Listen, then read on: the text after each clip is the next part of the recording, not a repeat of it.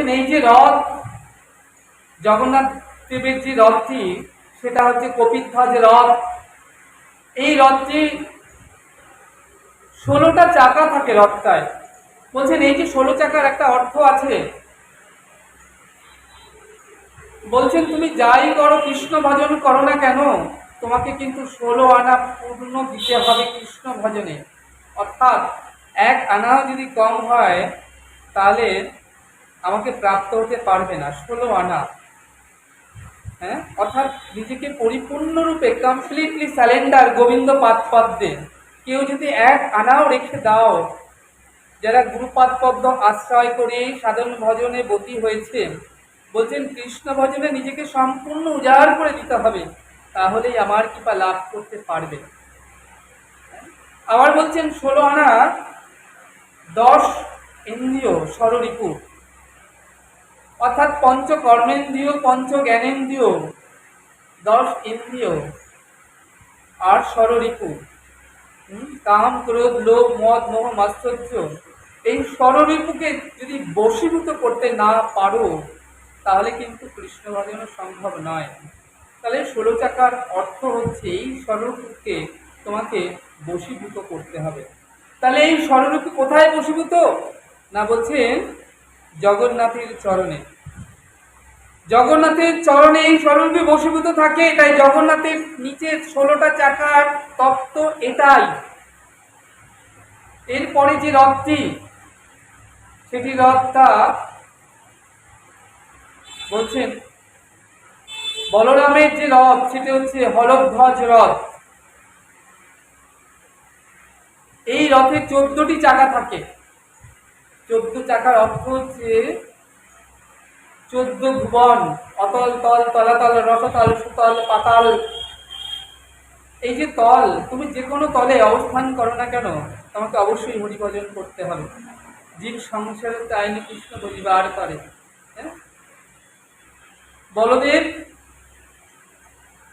16 চাকা জগন্নাথজি, বলদেবের 14 চাকা, অর্থাৎ 14 ভুবনের যিনি নিয়ন্ত্রণ, তিনি বলদেবকে না গুরুতত্ত্ব। গুরুতত্ত্ব আশ্রয় না করলে গোবিন্দ কৃপা কখনোই লাভ করতে পারবে না। তাই এই 16 চাকা 14 চাকা এদের তত্ত্ব এটাই। আর সুভদ্রা যে রথটি, সেটি পদ্মধ্বজ রথ। এটি 12টি চাকা থাকে। এই 12টি চাকা অর্থ হচ্ছে 12 মাসই হরিভজন।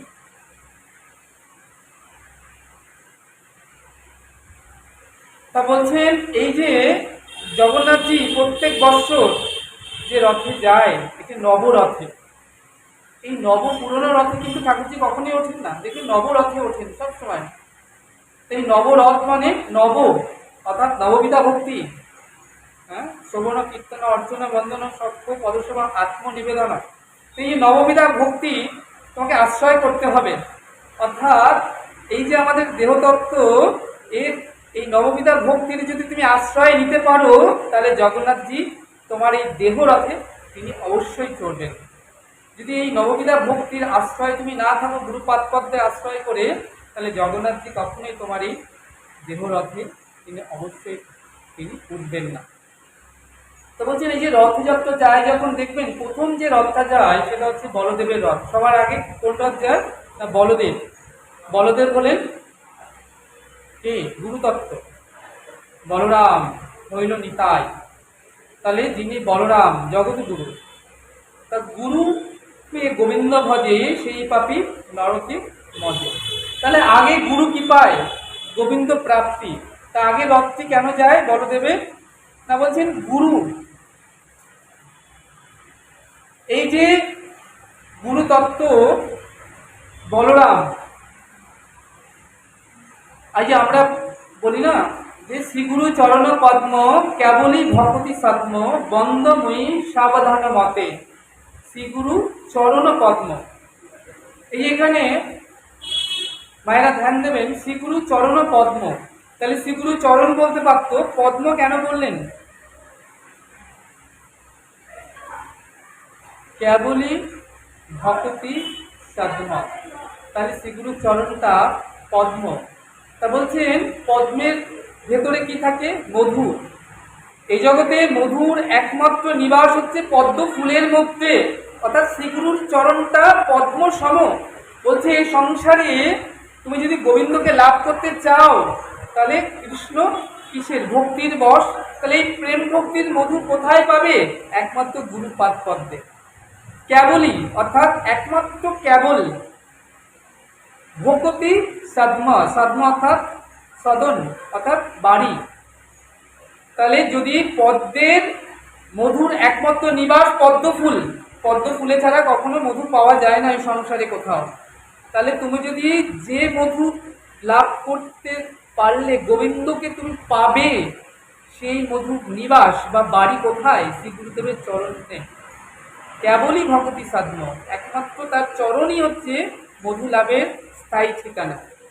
এই জন্য দেখবেন অনেকে গুরুদেবকে যখন প্রণাম করেন চরণে, তখন জিহ্বা দিয়ে চরণটা একটু লেহন করে দেয়, একটু মধুর স্বাদ নিতে চায়, কারণ ওই চরণই হচ্ছে মধুর একমাত্র নিবাস। বন্দে মই সাবধান মতে। তাহলে এখানে সাবধান শব্দটা ব্যবহার করেছেন গুরু প্রণাম মন্ত্রে, বলেননি বন্দে মই। কৃষ্ণের কথা বলা হয়নি এখানে, গুরুর ক্ষেত্রে বলা হয়েছে বন্দে মই সাবধান মতে। কেন বললেন সাবধান? না, বলছেন মনে করুন 7টা গ্রাম একটা টিউবওয়েল কল আছে, ওই একটা টিউবওয়েল দিয়ে 7টা গ্রামের লোক জল নেয়। তারা যাদের জলের একমাত্র স্থান হচ্ছে ওই একটা টিউবওয়েল, 7টা গ্রামের লোক ওই টিউবওয়েল থেকে জল খায়। তাহলে তাকে কতটা সাবধানে ব্যবহার করতে হবে? যদি ওই কলটা খারাপ হয়ে যায়, ভেঙে যায়, তাহলে 7 গ্রামের মানুষ কিন্তু জল না খেয়ে তাদেরকে মরতে হবে, আর জলের কোনো উৎস নেই। তাই বললেন বন্দে মই সাবধান মতে। তাহলে গুরু সেবা করলে হবে না, আমাকে সাবধান হয়ে গুরু সেবা করতে হবে। হ্যাঁ, তাহলে বলছেন যে গুরুকে কখনো মনুষ্য জ্ঞান না করো, কখন গুরু নিন্দা কবু কর্ণে না করো শ্রবণ। গুরু নিন্দিকের মুখ কবু না হেরিবে, যথা হয় গুরু নিন্দা তথা না যাইবে। তাই না? শাস্ত্র বললেন গুরুর বিক্রিয়া যদি দেখো কখনো তথাপি অবজ্ঞা নাহি করো কদাচন। তাহলে কি বলছেন? যে এখানে সাবধান কথার মানে আবার কি বলছেন? বলছেন যে তুমি যে গুরু সেবা করবে খুব সাবধান হয়ে যখন সেবা করবে, গুরুকে মনুষ্য জ্ঞান না করো। কখন আমরা গোবিন্দ সেবা করতে যাই, গোবিন্দকে মনুষ্য জ্ঞান করি না, ভাবি যে না ডেমিগড, অর্থাৎ তিনি আমাদের আরাধ্য ভগবান।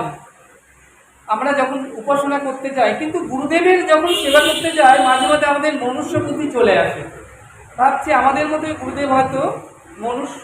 এইখানেই দেখুন আমাদের অপরাধ হয়ে যায়। তাই বলছে গুরুকে মনুষ্য জ্ঞান না করো কখন।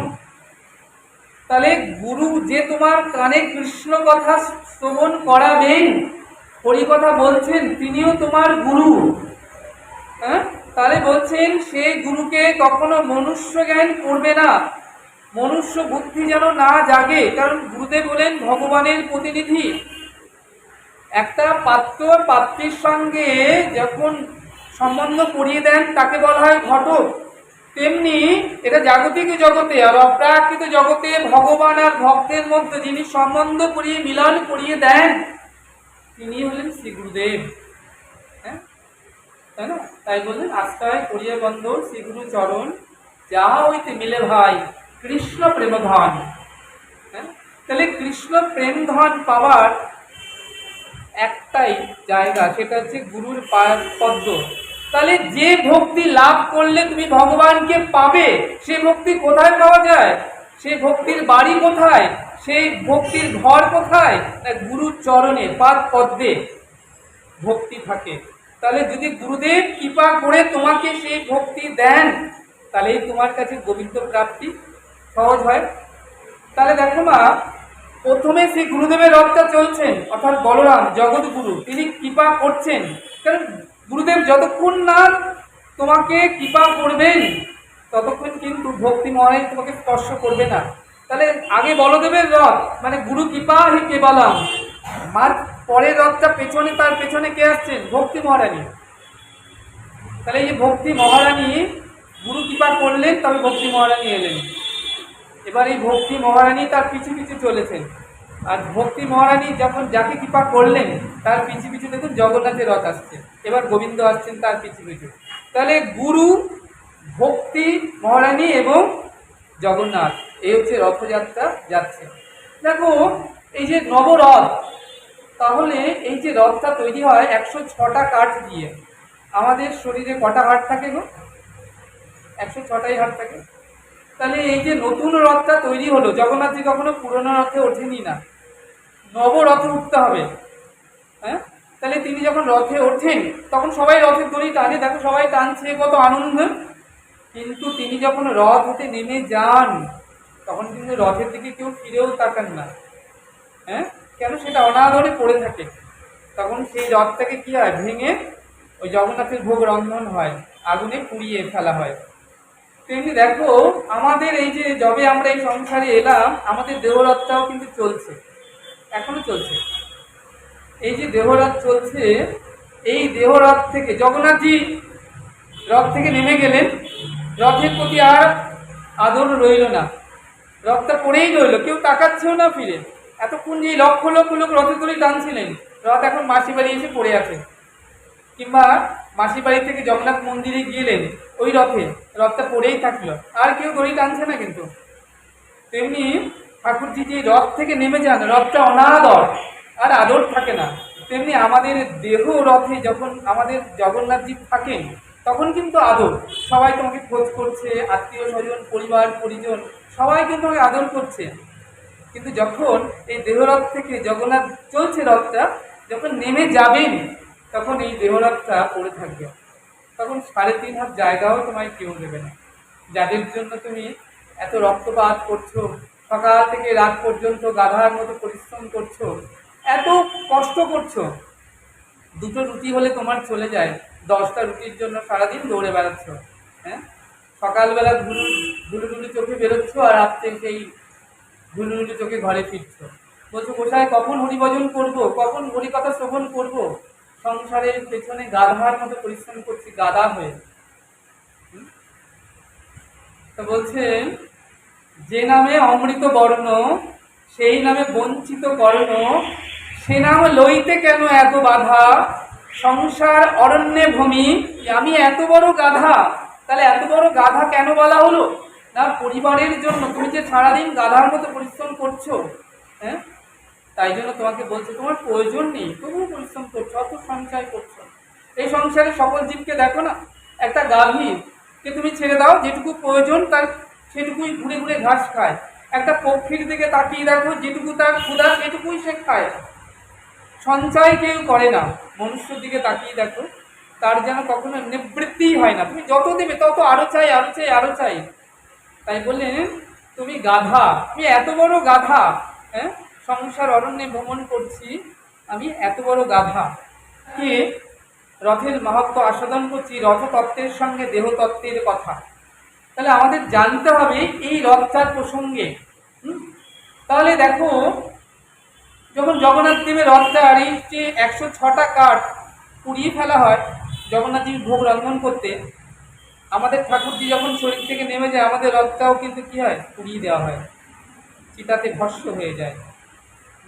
তাই বললেন, যে দেহ তুমি যতন করো দিনে রাত্রে, বসন ভূষণ কত বেশ, যবে পরমাত্মা হবে অন্তর ধ্যান, দেহের গতি কি হবে যেন ভস্মকির কিরিমি অবশেষ। যে অন্ন রন্ধন করলে সকালবেলা রাত্রে পচে যায়, সেই অন্ন দ্বারা পুষ্ট তো এই শরীরটা, এই দেহটা, তাহলে এই দেহের গতি কি হবে? তাই বললেন, যদি একটা পরশ পাথর পাওয়া যেত, তাহলে গুরুচরণ যদি পরশ পাথর পাওয়া যেত, তাহলে কিন্তু এই দেহটা সোনার দেহ হয়ে যেত। এই জগতে যত যত মহাজন আছে দেখো, সবার সোনার দেহ পেয়েছে কিভাবে? গুরু কৃপায়। অর্থাৎ আমার গুরু, তোমার গুরু, তার গুরু, তার গুরু, যত যত গুরু আছে, ধ্রুব, প্রহ্লাদ মহারাজ, অম্বরীশ, গজেন্দ্র, মিথু মহারাজ আদি যত গুরু দেখছো, তাদের যে প্রেম দান, প্রাপ্ত প্রেম, সেটা গুরু কৃপায়। তাহলে এই যে প্রেমের যে মহাভাণ্ডারী রাধারানী,